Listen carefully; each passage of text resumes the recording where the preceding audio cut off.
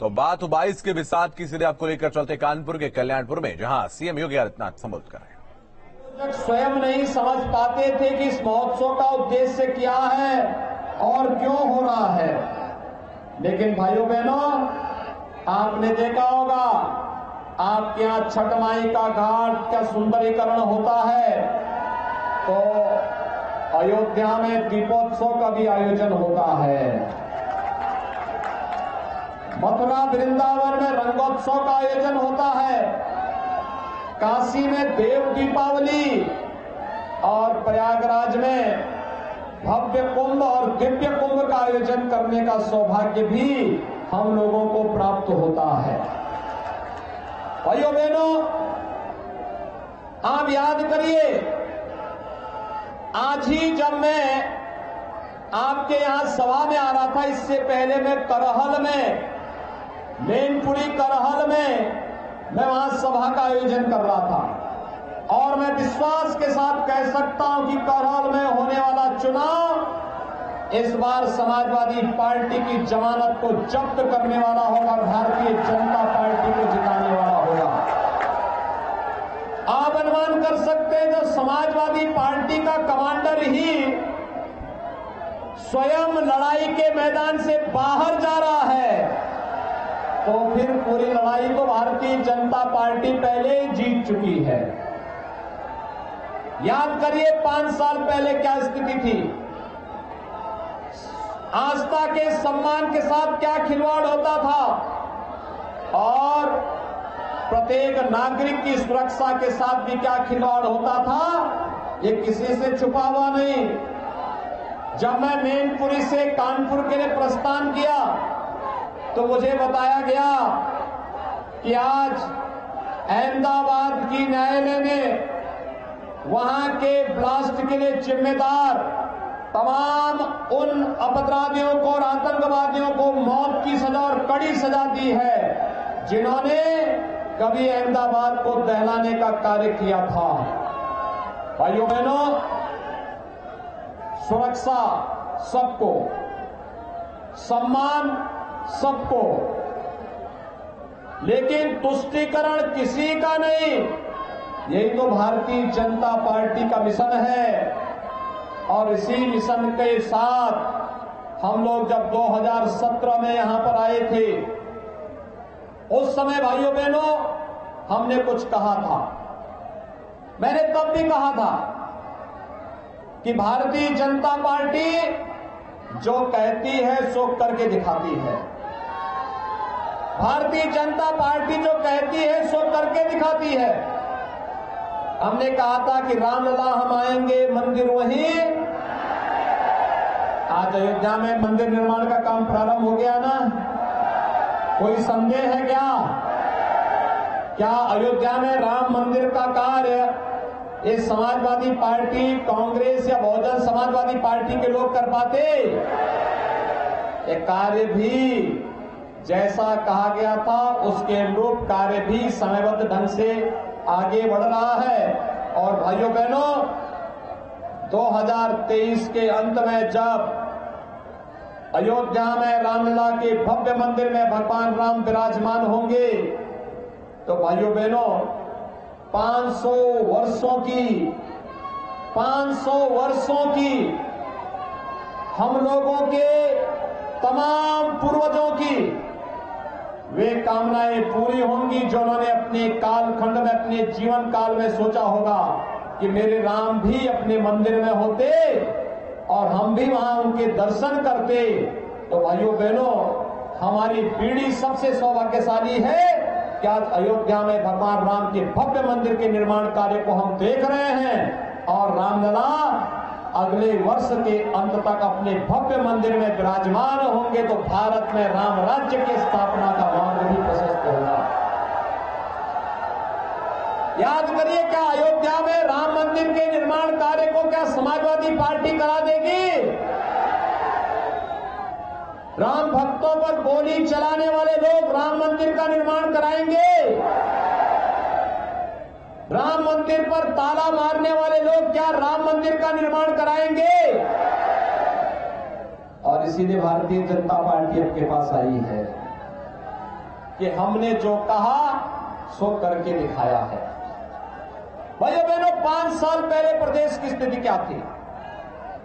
हर तीसरे दिन एक दंगा होता था, कर्फ्यू लगता था, जगह जगह अराजकता फैलती थी और प्रदेश में न पर्व और त्योहार ठीक ढंग से मनाए जा सकते थे, न बहन बेटियां सुरक्षित थी और विकास के कार्यों में किस कदर डकैती पड़ती थी यह किसी से छुपा हुआ नहीं है। गरीब कल्याणकारी योजनाओं में किस कदर लूट मस्ती थी ये किसी का पता नहीं। भाइयों बहनों, 5 साल के बाद जब हम लोग अपना रिपोर्ट कार्ड लेकर के इस चुनाव में आपके पास आए हैं, मैं आपसे पूछना चाहता हूं, क्या 5 साल पहले आपको अनवरत और निर्बाध बिजली मिल पाती थी क्या? 5 साल पहले मिलती थी क्या? आज तो मिल रही होगी ना, कोई कटौती नहीं होती होगी ना। वर्तमान में पूरी दुनिया कोरोना महामारी की चपेट में है। भाइयों बहनों, कोरोना के कारण दुनिया के अंदर लाखों लोगों की मौत हुई है। भारत के अंदर कोरोना से बचाव के लिए प्रधानमंत्री मोदी जी के नेतृत्व में जीवन को बचाने और जीविका को बचाने का भी कार्य हुआ है और कानपुर से ज्यादा इसको कौन देख सकता है कि भाइयों बहनों, कानपुर में तो कोरोना के कारण सर्वाधिक लाभ कानपुर में अगर किसी विधानसभा सीट को प्राप्त हुआ है तो मेट्रो के कारण आपके कल्याणपुर विधानसभा सीट को सर्वाधिक लाभ हो रहा है। मेट्रो का संचालन प्रधानमंत्री जी ने यही कानपुर में आकर के उसका शुभारंभ किया। कोरोना भी कानपुर मेट्रो की रफ्तार को थाम नहीं पाया था। हमने जीवन को ही बचाया, जीविका को बचाने का काम भी किया और हम लोगों ने पूरे प्रदेश के अंदर फ्री में टेस्ट, फ्री में उपचार, फ्री में वैक्सीन। कितने लोगों ने वैक्सीन ली है? पीछे तक जिन लोगों ने वैक्सीन ली है, क्या आप लोग ले चुके हैं? उस पार सभी लोगों ने वैक्सीन ले ली है। वैक्सीन का कोई पैसा तो नहीं मांगा किसी ने, वैक्सीन फ्री है ना। और वैक्सीन का प्रभाव क्या है मालूम है? तीसरी वेव कब आई कब चली गई कोई पता नहीं लगा। तीसरी वेव को हम कंट्रोल कर लिए हैं। भाइयों बहनों, कोरोना प्रबंधन का जो मॉडल उत्तर प्रदेश ने दुनिया के सामने दिया है उसकी सर्वत्र सराहना हुई है। यह आपके आशीर्वाद से हुआ है। और भाइयों बहनों, कोरोना कालखंड में आपने एक बात और देखी होगी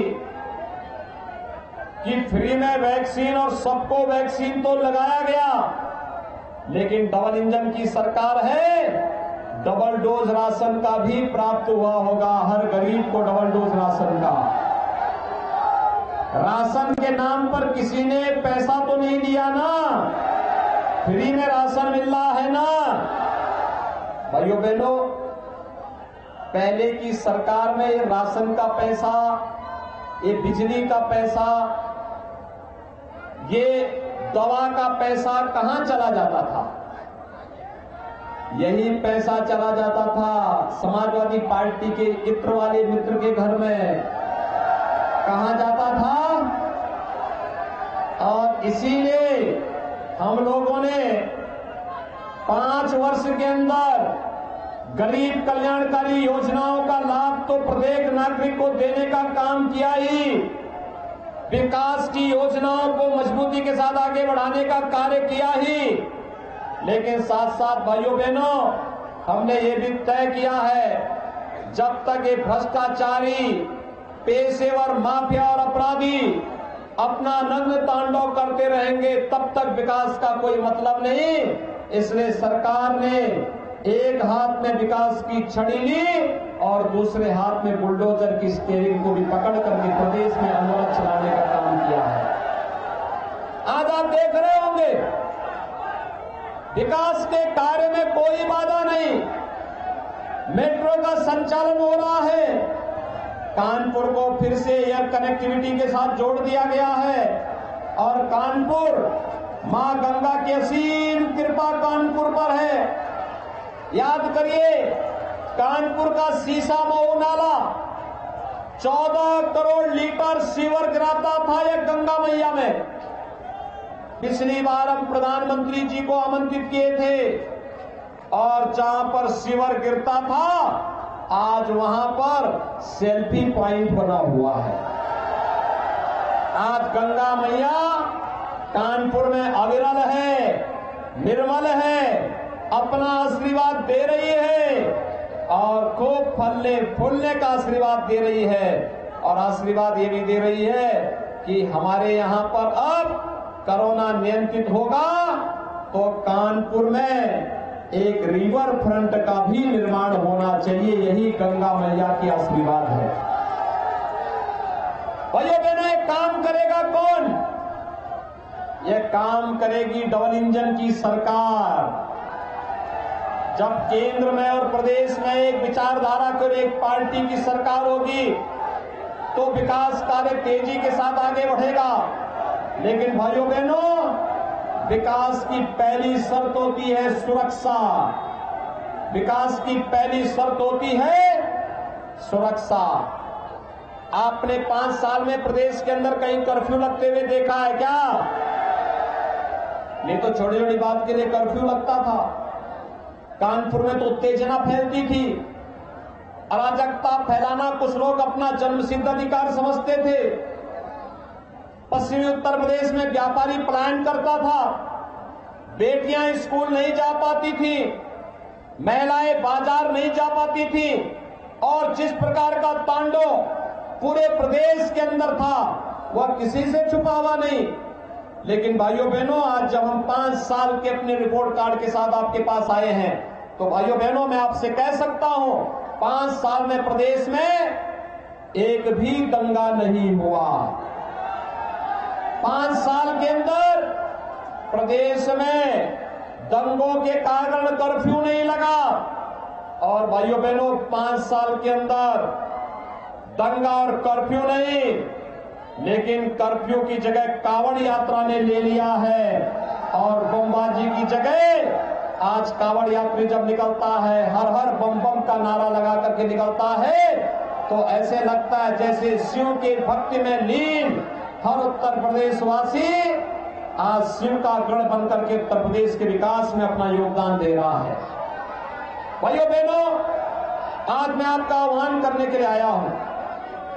याद करिए, समाजवादी पार्टी की सरकार 5 साल तक थी। 5 साल में इन्होंने 18,000 गरीबों को भी मकान नहीं दिया और भारतीय जनता पार्टी की डबल इंजन की सरकार ने 5 साल में 43,50,000 गरीबों को एक आवास उपलब्ध कराया है। 2 करोड़ 61 लाख गरीबों को एक शौचालय उपलब्ध करवाया है। पर्याप्त बिजली, सबको बिजली और निर्बाध बिजली के लक्ष्य को प्राप्त किया है। आज प्रदेश एक्सप्रेसवे बन रहा है। याद करिए, लखनऊ और कानपुर के बीच भी एक नया ग्रीनफील्ड एक्सप्रेसवे बन रहा है। और पिछली सरकारों के समय याद करिए, हर कस्बे में, हर जनपद में पिछली सरकार ने अपनी प्रवृत्ति के अनुरूप तमंचाबाजियों को और कट्टा बनाने वालों को जन्म दे दिया था। आज तो कानपुर में डिफेंस कॉरिडोर बन रहा है और डिफेंस कॉरिडोर के माध्यम से रोजगार भी यहां प्राप्त होगा। और डिफेंस कॉरिडोर के माध्यम से जब तोपें बनेंगी तो कानपुर का नौजवान उन तोपों को लेकर के जब भारत की सीमा में जाकर के दुश्मन को गरजेगा तो फिर पूरा भारत एक बार फिर से कह उठेगा, भारत माता की जय के नारों के साथ। और आपको उसी के साथ जोड़ने के लिए आज हम सब यहां पर उपस्थित हुए हैं। भाइयों बहनों, भारतीय जनता पार्टी प्रथम 2 चरण में प्रचंड बहुमत के साथ सरकार बनाने की ओर अग्रसर है। तीसरे चरण में 20 फरवरी को चुनाव होने हैं। 20 फरवरी को 59 विधानसभा सीटों पर चुनाव होने हैं और मैं आपका आह्वान करने के लिए आया हूं। भारतीय जनता पार्टी पिछली बार बिना किसी भेदभाव के प्रदेश के अंदर 25 करोड़ जनता को सुरक्षा देने, 25 करोड़ जनता को विकास की योजनाओं के साथ जोड़ने। तो तीसरे चरण के चुनाव से पहले लगातार सीएम योगी के ताबड़तोड़ दौरे जारी हैं और वो कानपुर के कल्याणपुर में संबोधित कर रहे थे। वक्त छोटे से ब्रेक का, फौरन लौटेंगे।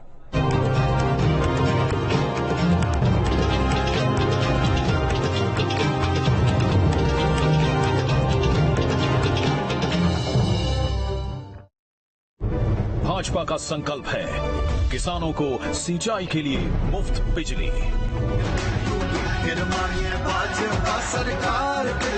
फिर से कमल